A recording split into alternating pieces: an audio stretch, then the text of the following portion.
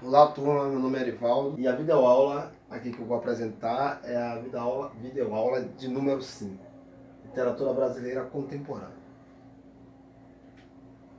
Então, o que é literatura contemporânea? Literatura contemporânea é a literatura do dia a dia, a literatura do cotidiano, é a literatura dos dias atuais. Ela surge ali em meados do século XX e vai até e perdura até os tempos atuais. Né? Ela não define um estilo, ela não tem um estilo, a nomenclatura dela ainda não é também definida. A gente pode compreender ela como literatura contemporânea ou pós-modernismo. O período da diversidade é importante frisar essa questão aqui, né? Que o período da diversidade vai dialogar vários estilos ali, né? Um fator também aqui interessante é a questão do contexto histórico da literatura contemporânea brasileira. Que eu trago aqui essa imagem truculenta do regime militar, onde tem dois policiais aqui e possíveis estudantes militantes em protesto, né, contra a ditadura militar, né, sendo acuado aqui com a truculência de um regime militar. Na verdade, regime militar, ditadura militar, ela não é bem-vinda em nenhum país, né? E o Brasil passou por isso. Contexto histórico, novamente, né? É interessante aqui entender como é que é essa trama aqui do contexto histórico. O desenvolvimento tecnológico, né? A gente tem aqui um desenvolvimento tecnológico que vai ter bastante impacto aqui em indústria, na sociedade e na política. Aqui nos anos 60, também entender aqui que foi um período de um governo popular, que foi o Juscelino Kubitschek, e teve vários reflexos de acontecimentos na sociedade. A gente vai ter aqui a Bolsa Nova, né? A gente vai ter aqui o cinema novo, a gente vai ter aqui o teatro de arena, a gente vai ter também o movimento da Tropicália e o surgimento da televisão. Em seguida, a gente tem um golpe militar, né? E esse golpe militar acontece como? Acontece com a renúncia de Jânio Quadros e entra no poder João Goulart. João Goulart, ele, logo de início, ele fecha o Congresso, o país passa por um momento tenso, né, e de total medo.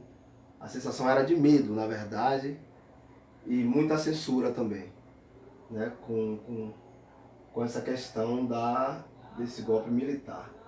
Então aqui muitos intelectuais, políticos e militantes, eles eram torturados, exilados, alguns também eram mortos, né? E outro fator também que acontece é para tentar silenciar a população, aconteceu o tricampeonato da seleção brasileira. Então o nacionalismo ficou no auge, né? O fanatismo nacional ficou no auge. Então usou muito isso para silenciar a voz da população naquele momento.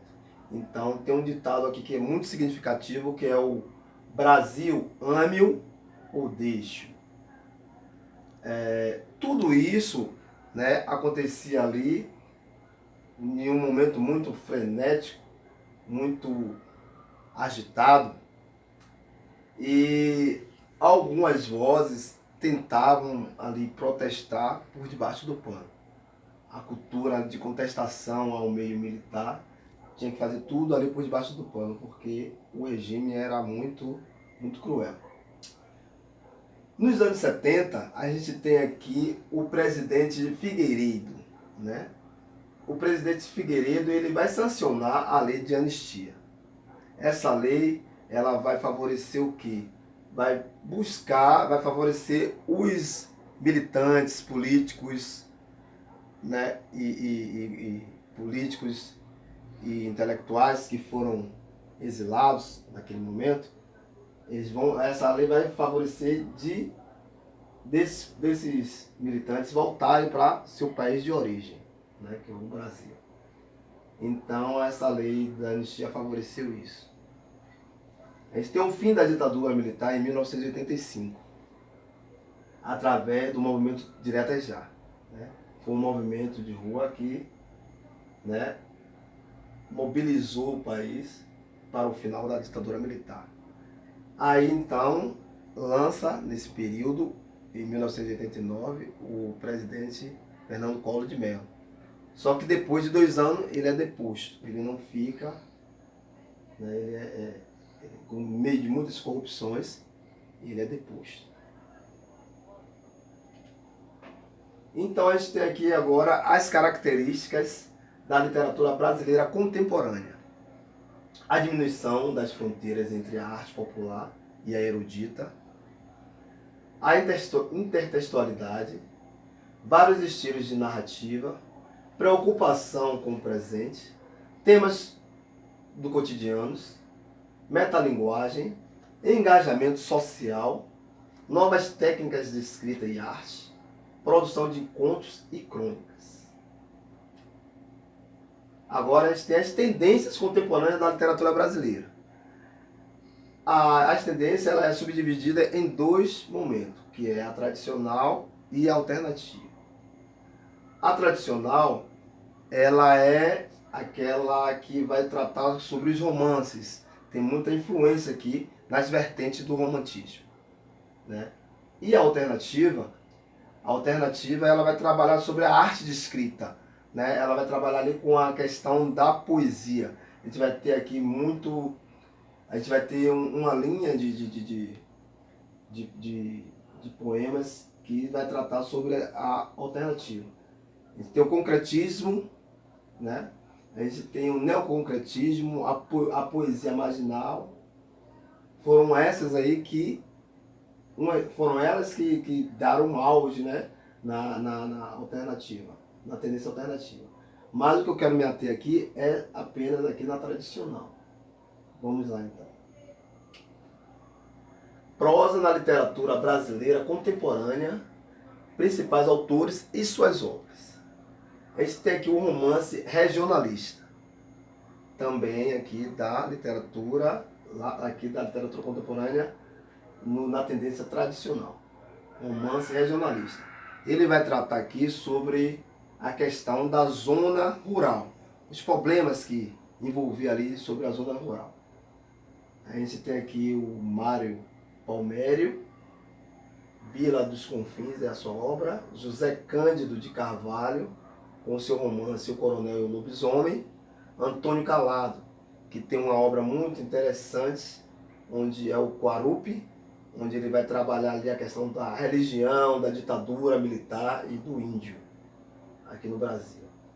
Em seguida a gente tem Heberto Salles, com a sua obra Além dos Maribus. Além dos Maribus. O romance intimista.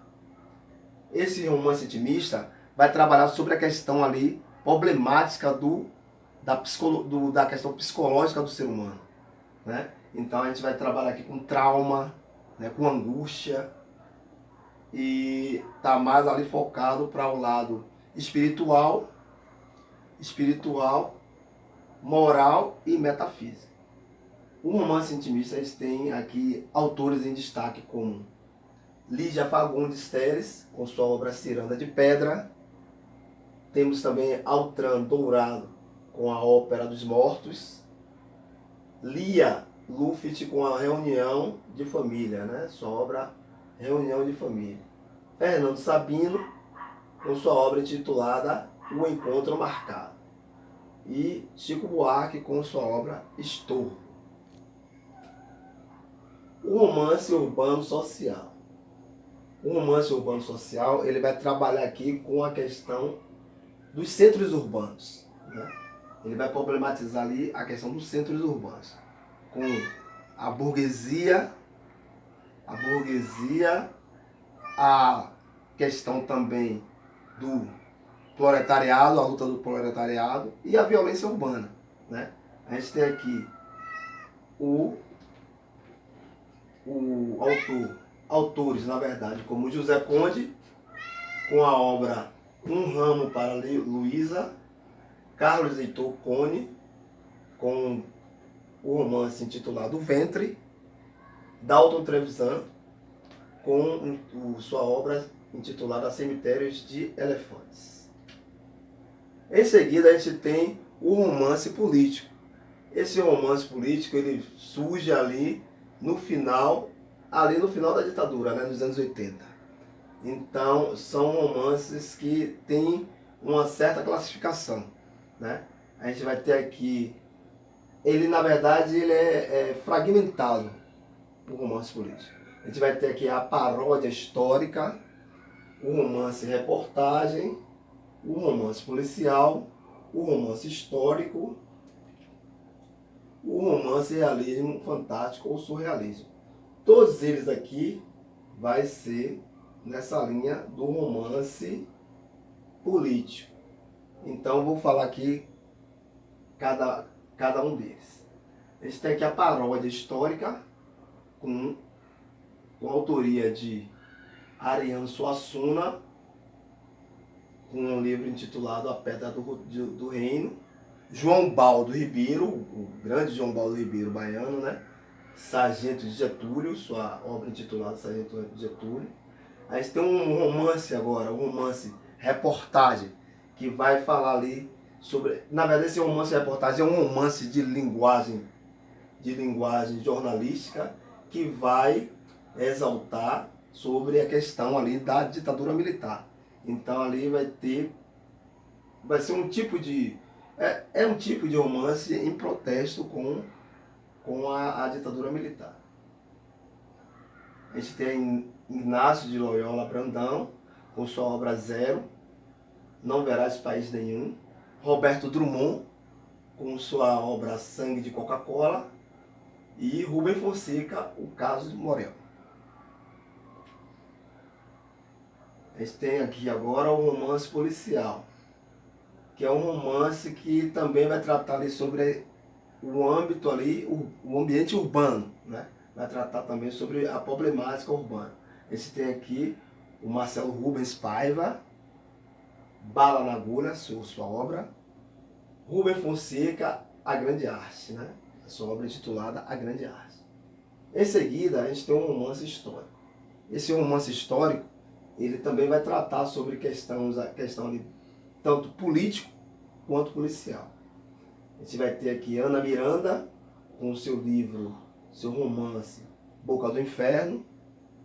Fernando Moraes, que vai lançar a obra intitulada Olga, que por sinal foi também filme.